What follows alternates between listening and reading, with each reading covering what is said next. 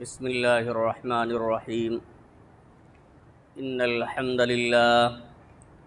نحمده ونستعینه ونستغفره ونعوذ باللہ من شرور انفسنا ومن سیئات اعمالنا من يهده اللہ فلا مضل له ومن يضلل فلا هادی له واشهد ان لا الہ الا اللہ وحدہ لا شریک له واشهد ان محمدا عبده ورسوله يا ايها الذين امنوا اتقوا الله حق تقاته ولا تموتن الا وانتم مسلمون يا ايها الناس اتقوا ربكم الذي خلقكم من نفس واحده وخلق منها زوجها وبث منهما رجالا كثيرا ونساء واتقوا الله الذي تساءلون به والأرحام إن الله كان عليكم رقيبا يا أيها الذين آمنوا اتقوا الله وقولوا قولا سديدا يصلح لكم أعمالكم ويغفر لكم ذنوبكم ومن يطع الله ورسوله فقد فاز فوزا عظيما أما بعد فإن خير الحديث كتاب الله وخير الهدي هدي محمد صلى الله عليه وسلم وشر الأمور محدثاتها وكل محدثة بدعة وكل بدعة ضلالة وكل ضلالة في النار. فعن عمر بن الخطاب رضي الله تعالى عنه قال: بينما نحن عند رسول الله صلى الله عليه وسلم ذات يوم إذ طلع علينا رجل شديد بياض الثياب شديد سواد الشعر لا يرى عليه أثر السفر ولا يعرفه منا أحد حتى جلس إلى النبي صلى الله عليه وسلم فأسند ركبتيه إلى ركبتيه ووضع كفيه على فخذيه وقال: يا محمد أخبرني عن الإسلام. قال: الإسلام أن تشهد أن لا إله إلا الله وأن محمد رسول الله وتقيم الصلاة وتؤتي الزكاة وتصوم رمضان وتحج البيت إن استطعت إليه سبيلا. رواه مسلم.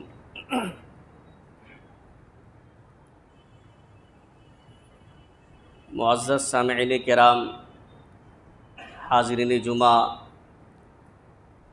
امت مسلمہ کے نوجوان ساتھیوں، عزیز طلبہ اور پردہ نشین میری ماں اور بہنوں، خطبہ مسونہ کے بعد مسلم شریف کی ایک روایت جس کے راوی عمر بن خطاب رضی اللہ تعالیٰ عنہ ہیں، آپ حضرات کے سامنے پڑھی گئی ہے. آج کے اس جمعہ کے خطبے میں اسی حدیث شریف کی روشنی میں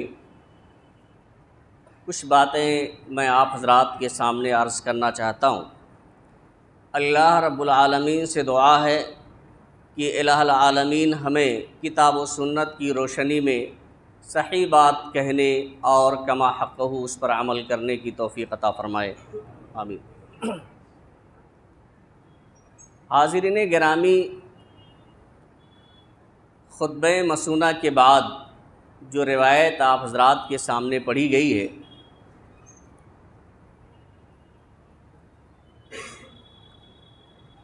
اس روایت اور اس حدیث کو حدیث جبریل کے نام سے جانا جاتا ہے. یہ روایت حدیث جبریل کے نام سے بہت ہی مشہور ہے، اور وجہ یہ ہے کہ ایک موقع پر اللہ کے رسول صلی اللہ علیہ وسلم نے صحابہ کرام سے فرمایا کہ آپ لوگ دین کے متعلق مجھ سے سوالات کیجیے. صحابہ کرام آپ صلی اللہ علیہ وسلم سے سوال کرنے سے گھبرائے. اس موقع پر جبریل امین علیہ السلام انسانی شکل میں نازل ہوئے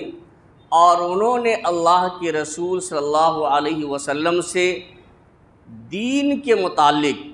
پورے دین کے متعلق اجمالی طور سے سوالات کیے اور اللہ کے رسول صلی اللہ علیہ وسلم نے ان سوالات کے جواب دیے اسی مجلس میں. اسی لیے اسے حدیث جبریل کے نام سے جانا جاتا ہے، اور یہ حدیث ام السنہ اور ام الاحادیث کے نام سے بھی یاد کی جاتی ہے. جس طرح سے سورۃ الفاتحہ کو ام الکتاب کہا جاتا ہے، یعنی سورہ فاتحہ کے اندر پورے قرآن مجید کا نچوڑ بیان کر دیا گیا ہے، اسی وجہ سے اسے ام الکتاب کہا جاتا ہے. بعینی اسی طرح سے اس حدیث جبریل کے اندر پورے دین کے متعلق اجمالی طور سے بیان کر دیا گیا ہے، اس لیے اس حدیث کو ام السنہ اور ام الاحادیث کے نام سے جانا جاتا ہے. راوی حدیث حضرت عمر فاروق رضی اللہ تعالیٰ عنہ ہیں، بیان کرتے ہیں کہ بینما نحن عند رسول اللہ صلی اللہ علیہ وسلم ذات یوم، کہ ایک دن ہم لوگ اللہ کے رسول صلی اللہ علیہ وسلم کے پاس موجود تھے. اذ طلع علینا رجل شدید بیاض الثیاب شدید سواد الشعر، کہ اچانک ایک آدمی جو انتہائی سفید لباس میں تھا اور اس کے بال بہت ہی زیادہ کالے تھے، کافی شان و شوکت والا آدمی تھا. اسی لیے طلع کا لفظ فرمایا ہے، جاء کا لفظ نہیں فرمایا. طلع طلوع ہوا، یعنی جس طرح سے سورج شان و شوکت کے ساتھ طلوع ہوتا ہے، ایسے وہ آدمی جس کا لباس بہت ہی زیادہ سفید تھا، بال بہت ہی زیادہ کالے تھے. اور یہ کس کے بال تھے؟ ابن حبان کی ایک روایت سے معلوم ہوتا ہے کہ داڑھی کے بال کا یہاں پر ذکر کیا جا رہا ہے، کیونکہ اس میں صراحت کے ساتھ موجود ہے کہ اس آدمی کے داڑھی کے بال بہت ہی زیادہ کالے تھے. وہ اللہ کے رسول صلی اللہ علیہ وسلم کی خدمت میں وہ آدمی حاضر ہوتا ہے،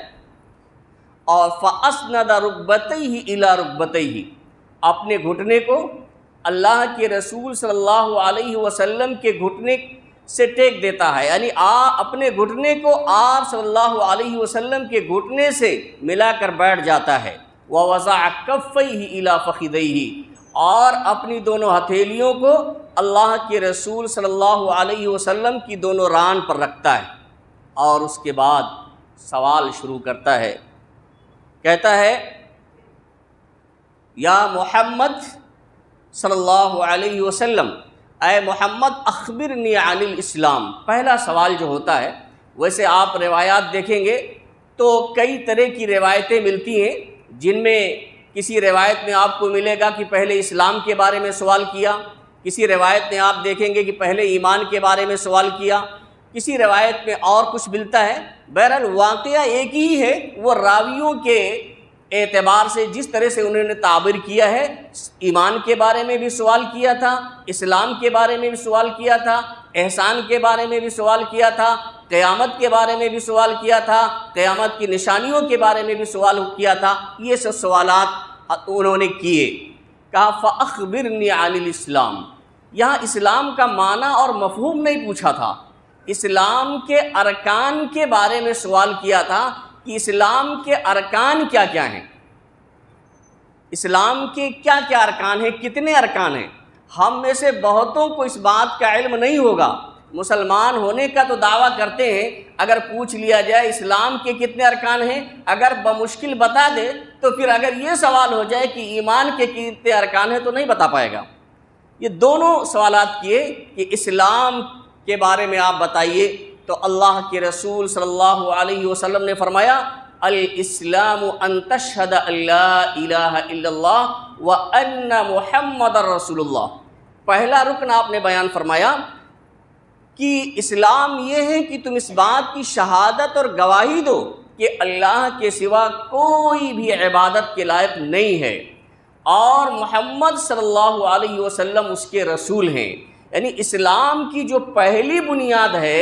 پہلی اساس ہے، پہلا جو کھمبا ہے وہ توحید و رسالت ہے توحید و رسالت دونوں کا جب اقرار کریں گے اور دونوں کی جب گواہی دیں گے تو اسلام کی ایک بنیاد مکمل ہوگی۔ وَتُقِيمَ الصَّلَاةَ، اور نماز قائم کرو۔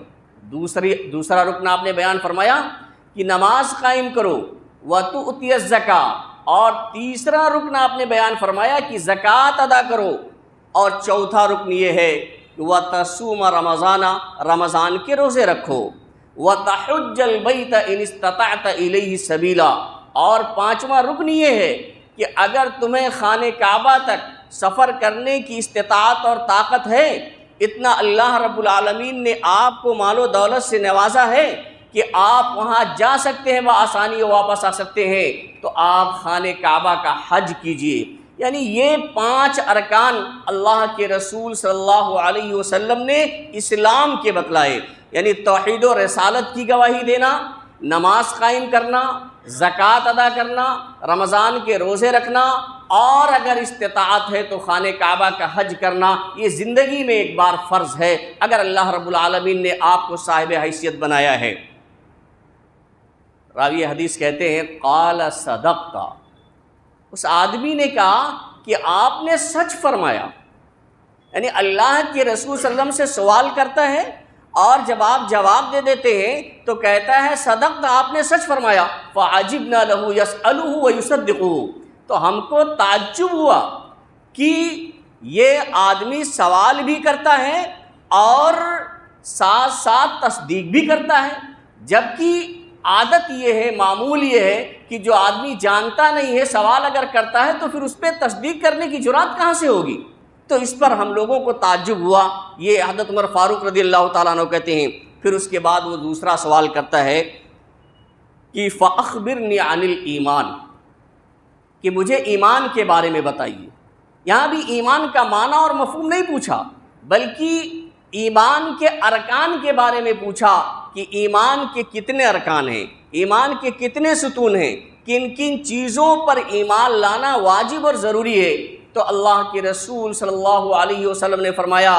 کہ الایمان ان تؤمن باللہ وملائکتہ وکتبہ ورسلہ والیوم الآخر وان تؤمن بالقدر خیرہ وشرہ۔ یعنی یہ اللہ کے رسول نے فرمایا ایمان یہ ہے کہ تم اللہ پر ایمان لاؤ، یعنی 6 ارکان کا ذکر فرمایا کہ اللہ پر ایمان لاؤ، اللہ کے وجود کی تصدیق کرو کہ اللہ رب العالمین کا وجود ہے اور اللہ رب العالمین ہی عبادت کے لائق ہے۔ اللہ رب العالمین کی صفات کی تصدیق کیجئے کہ اللہ رب العالمین کے ہاں کسی طرح کی کوئی نقص اور کوئی عیب نہیں پایا جاتا ہے۔ تو ایک تو اللہ پر ایمان لائیے، وملائکتہ، اس کے فرشتوں پر ایمان لائیے، یعنی اس بات کی تصدیق کیجئے کہ فرشتے بھی اللہ رب العالمین کی ایک مخلوق ہیں اور اللہ رب العالمین نے ان کو پیدا کیا ہے، اور وہ ایسے اللہ کی ایسی مخلوق ہیں کہ پلک جھپکنے کے برابر بھی اللہ رب العالمین کی نافرمانی وہ مخلوق نہیں کرتی ہے۔ اس کی تصدیق کرنا ضروری ہے۔ وَكُتُبِهِ،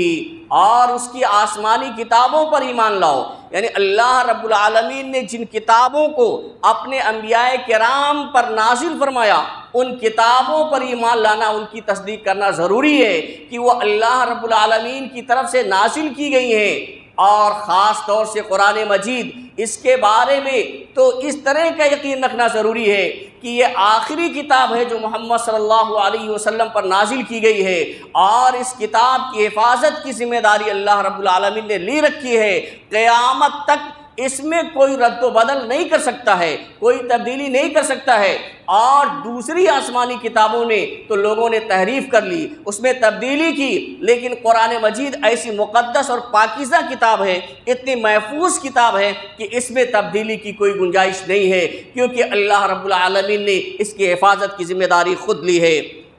وَرُسُلِهِ، اور اس کے رسولوں پر ایمان لائیے، یعنی جو بھی انبیاء کرام بھیجے گئے ہیں اور وہ انبیاء کرام اللہ کے متعلق، دین اور اسلام کے متعلق، شریعت کے متعلق یا امور غیب کے تعلق سے جو بھی چیزیں اللہ رب العالمین کے حکم سے ہمیں وہ خبر دیتے ہیں، ان تمام میں وہ سچے ہیں اور اللہ رب العالمین کی طرف سے انسانوں کی ہدایت کے لیے وہ منتخب کیے گئے ہیں۔ تو رسولوں پر ایمان لائیے۔ رسولہ، اس کے بعد اللہ کے رسول نے فرمایا والیوم الآخر، اور آخرت کے دن پر، یوم الآخر آخری دن پر، یہ قیامت کا دن ہے، اور قیامت کا دن دنیا کے دنوں میں سے آخری دن ہوگا، اسی لیے اسے یوم الآخر کہا گیا ہے۔ تو قیامت کے دن پر ایمان لائیے کہ ایک دن ایسا آئے گا کہ اللہ رب العالمین تمام لوگوں کو جمع کرے گا، اور ان لوگوں کا حساب و کتاب ہوگا، جنت اور جہنم ہوگی، لوگوں کو ان کے اچھے اعمال کی وجہ سے بدلہ ملے گا، برے اعمال کی وجہ سے اللہ رب العالمین اس دن سزا دے گا۔ تو یوم الآخر پر ایمان لانا ضروری ہے، والیوم الآخر وان تؤمن بالقدر خیرہ وشرہ، اور اس بات پر ایمان لائیں کہ تقدیر اچھی بھی ہوتی ہے اور بری بھی ہوتی ہے۔ تو ان 6 چیزوں کا اللہ کے رسول صلی اللہ علیہ وسلم نے ذکر فرمایا کہ ایمان یعنی اللہ پر ایمان لائیں، اور اس کے فرشتوں پر ایمان لائیں، آسمانی کتابوں پر ایمان لائیں، اس کے رسولوں پر ایمان لائیں، قیامت کے دن پر ایمان لائیں، اور اس بات پر بھی ایمان لائیں کہ تقدیر اچھی بھی ہوتی ہے اور بری بھی ہوتی ہے۔ اس کے بعد قال صدقت، اس نے کہا کہ آپ نے سچ فرمایا۔ پھر سوال کیا مل احسان، لیکن یہاں ایک بات پہلے بتا دوں کہ اللہ کے رسول صلی اللہ علیہ وسلم سے جب اسلام کے بارے میں سوال کیا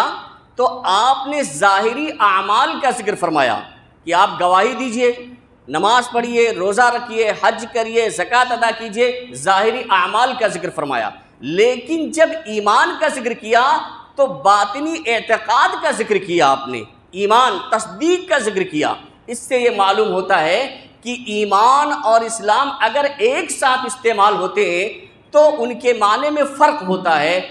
اسلام کا معنی یہ ہوگا جو ظاہری اعمال ہیں، نماز، روزہ، حج، زکوٰۃ وغیرہ، اور ایمان کا معنی ہوگا دل سے تصدیق کرنا، اعتقاد کرنا، دل سے گواہی دینا، یہ اس کا معنی ہوگا۔ لیکن اگر یہ دونوں الگ الگ استعمال ہیں، ایک ساتھ نہیں بولے جاتے ہیں، یعنی کہیں اسلام بولا گیا، کہیں ایمان کا لفظ استعمال کیا گیا، تو دونوں کے معنی میں کوئی فرق نہیں ہوتا ہے۔ اسلام ایمان میں داخل ہوگا اور ایمان اسلام میں داخل ہوگا، یہ ہمیں اور آپ کو سمجھنا چاہیے۔ اس کے بعد تیسرا سوال کیا مل احسان فاخبرنی عن الاحسان، بہت ہی اہم بات۔ ہم اور آپ عبادت کرتے ہیں، لیکن عبادات میں احسان ضروری ہے، بغیر احسان کے عبادات مکمل نہیں ہو سکتی ہے، عبادت میں نقص رہے گا، عیب رہ جائے گا۔ اللہ کے رسول صلی اللہ علیہ وسلم سے پوچھا فاخبرنی عن الاحسان کہ اے اللہ کے رسول صلی اللہ علیہ وسلم مجھے احسان کے بارے میں بتلائیے کہ عبادت میں احسان کا مطلب کیا ہوتا ہے۔ تو آپ صلی اللہ علیہ وسلم نے فرمایا کہ ان تعبد اللہ کأنک تراہ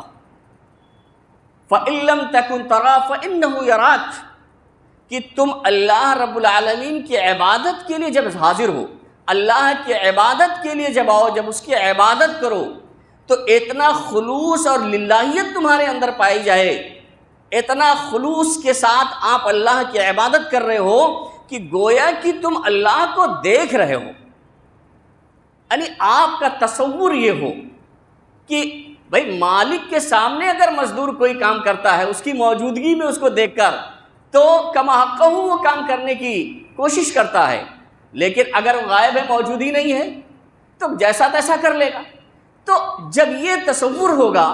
کہ اللہ رب العالمین کو ہم دیکھ رہے ہیں اور دیکھ کے اس کی عبادت کر رہے ہیں، تو پھر اس کی عبادت میں کمی نہیں رہے گی، بڑی خلوص کے ساتھ، للہیت کے ساتھ اس کی عبادت ہوگی۔ تو اللہ کے رسول صلی اللہ علیہ وسلم نے فرمایا کہ احسان یہ ہے کہ ان تعبد اللہ کأنک تراہ، کہ تم اللہ کی عبادت کرو گویا کہ تم اللہ رب العالمین کو دیکھ رہے ہو۔ فإن لم تکن تراہ، لیکن اگر اتنا خلوص نہیں ہو پاتا ہے، اتنی للہیت نہیں ہو پاتی ہے، اس طرح کا تصور ہمارے ذہن میں نہیں ہو پا رہا ہے کہ ہم اللہ کے اس کو دیکھ کر اس کی عبادت کر رہے ہیں، تو کم سے کم اتنا ضرور ہو کہ وہ اللہ رب العالمین تمہیں دیکھ رہا ہے۔ یعنی تم اللہ دنیا میں دیکھنا ممکن ہی نہیں ہے، یہ تصور پیدا کرنے کی بات کہی جا رہی ہے کہ یہ خیال ذہن میں ہو، کیونکہ اللہ کو دنیا میں دیکھنا ممکن ہی نہیں ہے۔ تو تصور پیدا کرنے کے لیے اللہ کے رسول نے فرمایا کہ یہ خیال رہے کہ ہم اللہ کو دیکھ کر عبادت کر رہے ہیں، لیکن اگر اتنا خلوص نہیں ہو پا رہا ہے، اس طرح کی خشیت ہمارے اندر نہیں پیدا ہو پا رہی ہے، تو کم سے کم ایسا ہو کہ اللہ رب العالمین تو دیکھ رہا ہے، اللہ رب العالمین کی نظر سے ہماری عبادت اوجھل نہیں ہے، کوئی بھی چیز اللہ رب العالمین سے مخفی اور پوشیدہ نہیں ہے، یہ سمجھ کر ہم عبادت کریں تو اسی کو احسان کہا جاتا ہے۔ معلوم یہ ہوا کہ عبادت میں احسان پیدا کرنا چاہیے اور خلوص اور للہیت پیدا کرنی چاہیے۔ اس کے بعد انہوں نے ایک سوال کیا کہ فَأَخْبِرْنِي عَنِ السَّاعَةِ، اے اللہ کے رسول اللہ قیامت کے بارے میں بتلائیے۔ سوال اس کا جو جواب دیا آپ صلی اللہ علیہ وسلم نے، یہ تو سوال قیامت کے بارے میں، اب کب آئے گی کہ اس کے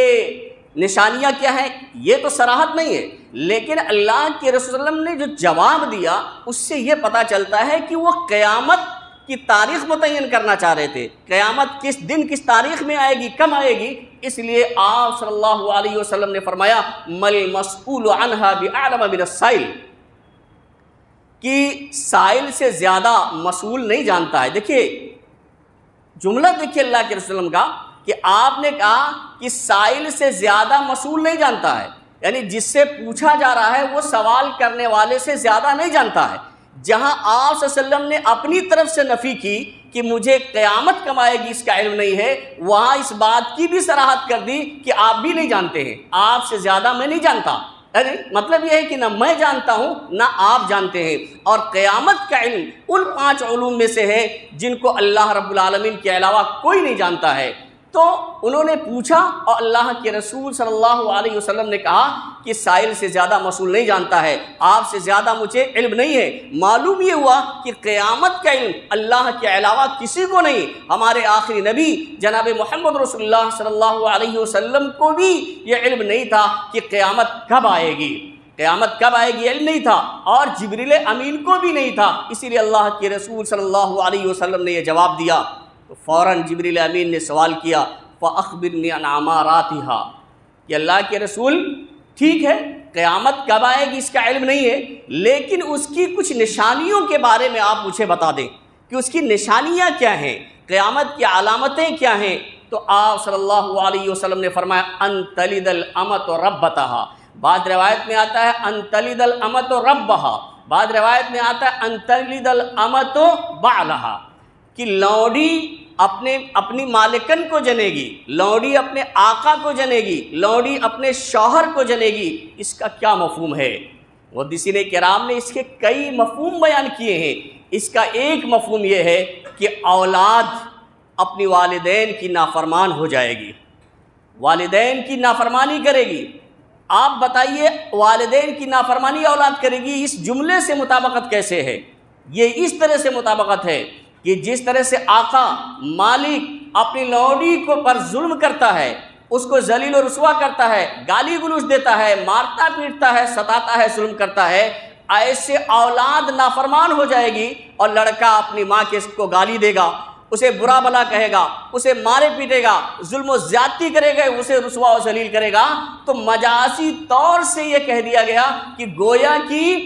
ماں نے اس کو پیدا کیا ہے تو اپنے مالک کو پیدا کر دیا ہے۔ یعنی ہونا یہ چاہیے کہ لڑکے اپنے والدین کی فرما برداری کرے، قرآن کہتا ہے کہ اف تک نہیں کہنا چاہیے، لیکن ایسا ماحول پیدا ہو جائے گا کہ بچے ماں باپ پر ہی زیادتی کریں گے، ایسا لگے گا کہ ماں باپ نے اپنے آقا کو جنم دے دیا ہے۔ تو اللہ کے رسول صلی اللہ علیہ وسلم نے فرمایا ان تلد الامۃ ربتها۔ اور ایک مفہوم اور ذکر کروں کیونکہ وقت بہت کم ہے تو سارے مفاہیم تو بیان نہیں کیا جا سکتے ہیں، لیکن ایک مفہوم میں آپ کے سامنے ذکر کرتا ہوں کہ حالات اس قدر خراب ہو جائیں گے کہ امہات الاولاد بیچی جانے لگیں گے۔ ام الولد اس عورت کو کہتے ہیں جو اپنے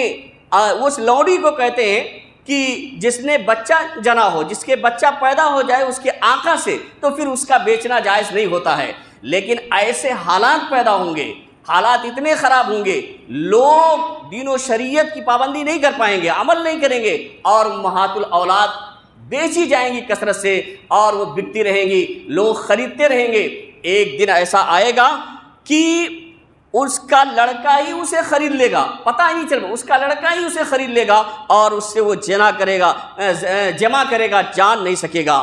اس کی تائید آتی ہے بالہ والی روایت سے کہ اپنے شوہر کو جنے گی. تو اب ظاہر سی بات ہے کہ ہے تو حقیقت میں اس کی ماں، لیکن وہ بیچی گئی اور بکتے بکتے بکتے بکتے ایک دن اپنے بیٹے کے ہاتھ سے بک گئی ہے اور وہ اس کے ساتھ جمع کرتا ہے شوہر کی طرح سے. تو ایسے حالات پیدا ہو جائیں گے، یہ اللہ کے رسول صلی اللہ علیہ وسلم نے فرمایا. اسی طرح سے محدثین کرام نے ایک مفہوم یہ بھی بیان کیا ہے کہ قیدیوں کی اتنی کثرت ہوگی کہ ایک لڑکا قید کیا جائے گا، کچھ دن کے بعد اسے آزاد کیا جائے گا اور آزادی کے بعد وہ بادشاہ ہو جائے گا، اور کچھ دن کے بعد اس کی ماں بھی قید کر لی جائے گی اور وہ اس کو بھی بیچا جائے گا. خریدتے خریدتے بکتے بکتے یہ حال ہوگا کہ وہ بادشاہ وقت ہوگا، حاکم ہوگا، وہ اپنی ماں کو خرید لے گا اور اس سے جو ہے جان بوجھ کر یا انجانے میں ہم بستری کرے گا یا اسے آزاد کر کے اس سے شادی کر لے گا. تو یہ اس حدیث کا مفہوم ہے کہ قرب قیامت کی نشانیوں میں سے نشانی ہے کہ لونڈی اپنے مالک کو، اپنے آقا کو، اپنے شوہر کو جنے گی. اور دوسری نشانی بھی اللہ کی بہت ساری نشانیاں ہیں، لیکن اس حدیث میں دو نشانیوں کا ذکر کیا گیا. ایک نشانی یہ ہے کہ وَأَن تَرَى الْحُفَاةَ الْعُرَاةَ الْعَالَةَ رِعَاءَ الشَّاةِ يَتَطَاوَلُونَ فِي الْبُنْيَانِ. آپ نے فرمایا کہ آپ دیکھیں گے کہ ایسے لوگ جن کے پیروں میں چپل نہیں ہوتے تھے، جوتے نہیں ہوتے تھے، ننگے پیر چلتے تھے، ننگے بدن رہنے والے تھے، بھوکے ننگے تھے ایسے لوگ، اور بکریاں چرایا کرتے تھے ایسے لوگ. یتطاولون فی البنیان. اللہ رب العالمین مال و دولت کی اتنی کثرت انہیں عطا کر دے گا، کثرت سے مال و دولت دے دے گا کہ وہی جن کے پیر میں جوتے نہیں ہو پاتے تھے، چپل نہیں ہو پاتے تھے، قمیص نہیں سلا پاتے تھے، تہبند نہیں خرید پاتے تھے، اور بھوکے رہتے تھے اور بکریاں چرایا کرتے تھے، اس پہ گزارا کرتے تھے، ایسے پسماندہ طبقے کے لوگوں کو اللہ رب العالمین اتنی مال و دولت سے نواز دے گا کہ بڑی بڑی اور اونچی اونچی بلڈنگوں کے بنانے میں، خوبصورت اور منقش جو ہے بلڈنگوں کے بنانے میں وہ ایک دوسرے سے فخر کریں گے، ایک دوسرے سے مقابلہ کریں گے. یہ بھی دور آئے گا، اللہ کے رسول صلی اللہ علیہ وسلم نے فرمایا. اسی طرح سے ایک روایت جو حضرت ابو ہریرہ رضی اللہ تعالیٰ عنہ سے مروی ہے، جس میں اس بات کی صراحت ہے مزید کہ اذا رأیت الحفاة العراة الصم البکم ملوک الارض، کہ قیامت کی نشانیوں میں سے ایک نشانی یہ ہے کہ ننگے پیر رہنے والے، ننگے بدن رہنے والے، حق کی بات کہنے سے گونگے لوگ.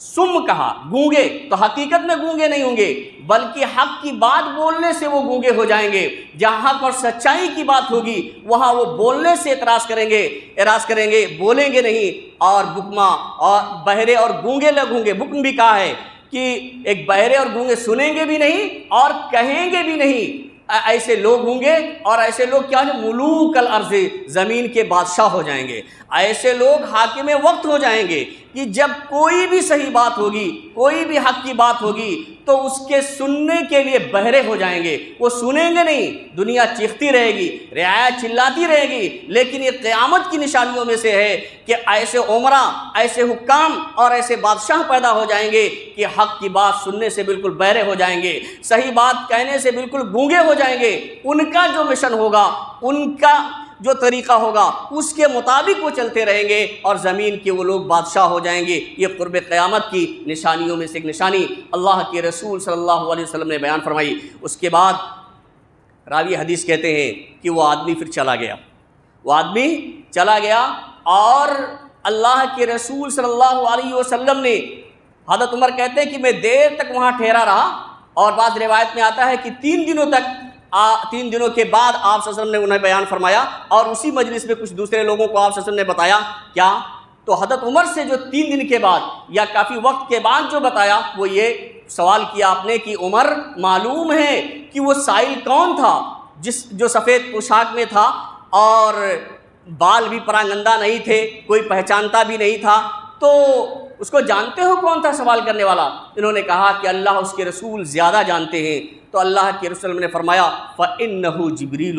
أَتَاكُمْ يُعَلِّمُكُمْ دِينَكُمْ. یہ جبریل امین تھے، تمہارے پاس آئے تھے تمہیں تمہارا دین سکھلانے کے لیے۔ یہ جملہ بتاتا ہے کہ اس حدیث میں اجمالی طور سے اللہ کے رسول صلی اللہ علیہ وسلم نے پورے دین کو بیان فرما دیا ہے، اور یہی یہ بات بھی معلوم ہوتی ہے کہ لوگوں کو تعلیم دینے اور لوگوں کو سکھلانے کا ایک طریقہ یہ بھی ہے کہ کوئی آدمی جانتا بھی ہو تو جان بوجھ کر کسی جاننے والے سے، صاحب علم سے سوال کرے، اپنا سمجھنے کے لیے نہیں بلکہ دوسروں کو تعلیم دینے کے لیے، جیسا کہ جبریل امین علیہ السلام نے سوال کیا اللہ کے رسول صلی اللہ علیہ وسلم سے، اور اللہ کے رسول صلی اللہ علیہ وسلم نے صحابہ کرام کو جواب دیا، اور اس بات کی آپ نے بعد میں صراحت کر دی کہ جبریل امین تمہیں تمہارا دین سکھلانے کے لیے آئے تھے۔ تو تعلیم کا ایک طریقہ یہ بھی ہے۔ بہت سارے مسائل اس سے نکلتے ہیں لیکن وقت ختم ہو چکا ہے۔ اللہ رب العالمین سے دعا ہے کہ اللہ رب العالمین ہمیں کتاب و سنت کے مطابق عمل کرنے کی توفیق عطا فرمائے۔ الہ العالمین ہم میں جو پریشان حال ہیں ان کی پریشانیوں کو تو دور فرما دے، جو لوگ بیمار ہیں انہیں شفاء کامل و عاجل عطا فرما، جو لوگ مقروض ہیں انہیں قرض کی ادائیگی کی توفیق عطا فرما۔ بارک اللہ لنا ولکم فی القرآن العظیم ونفعنا وإیاکم بالآیات والذکر الحکیم، انہ تعالی جواد کریم ملک رؤوف الرحیم۔